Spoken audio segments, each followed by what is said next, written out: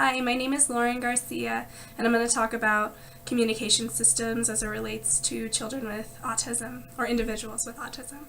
So autism typically creates a verbal communication barrier, as a lot of individuals that have it struggle to verbally communicate, which creates an opportunity for us to use other alternative functional communication systems, such as picture exchange communication system, an alternative like a device where you push buttons and it verbalizes from the device, or their sign language. So it's important for us to teach individuals with autism how to use the form of communication that best suits them, as it gives them the tools to survive, to reduce frustration, and explain to caregivers or others what their needs and wants are. So I wanted to review sign language because I feel that it is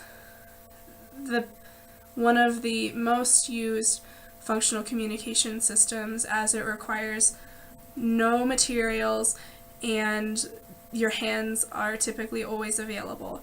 So something that this might be helpful for is if a client is swimming, or an individual is swimming, and they want to be all done, they're uncomfortable, something like that, they can tell you right away where it requires more response effort if they have to go get a device where they can't bring it in the pool, or they have to go get a PEX book where they can't bring it in the pool either. So they have to go through, get out of the pool, get the icons, and then communicate with the person that they want to.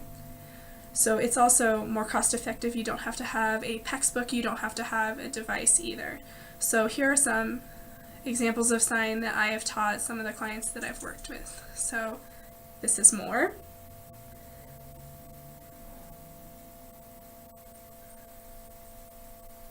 Help, help, and this is all done, eat,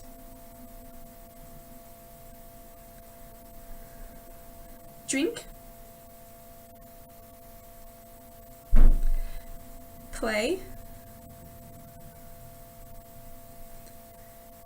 break, and bathroom.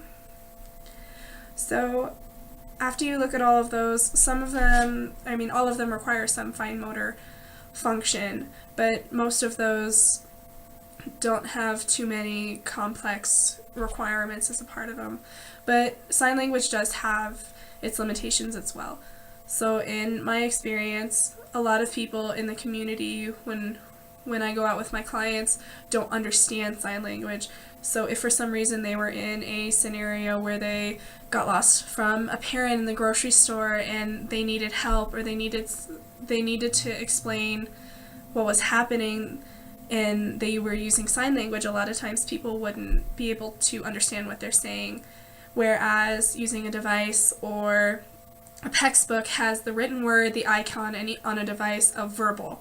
So it gives the listener several different options to be able to understand what the client needs, even though you do have to add the device or the PEX book in addition to that. A lot of times with sign language too, kiddos don't have the proper fine motor skills, so either teaching the fine motor skills first and then teaching the sign language is required. So one of my kiddos did this as more, because they couldn't pull their fingers together. And anyone that does understand sign would know that that's not real sign, and they wouldn't understand what they're saying. So it also requires more of a response effort on the client, and it can cause increased frustration when they don't understand what they're saying. But overall, the thing to remember is, when looking at a communication system to implement with a kiddo with autism, to make sure that their skills in the communication system line up. Because even though sign language might be the most effective, if they don't have the fine motor skills, then it's not going to be able to be generalized to people in the community or other settings like that. Thank you.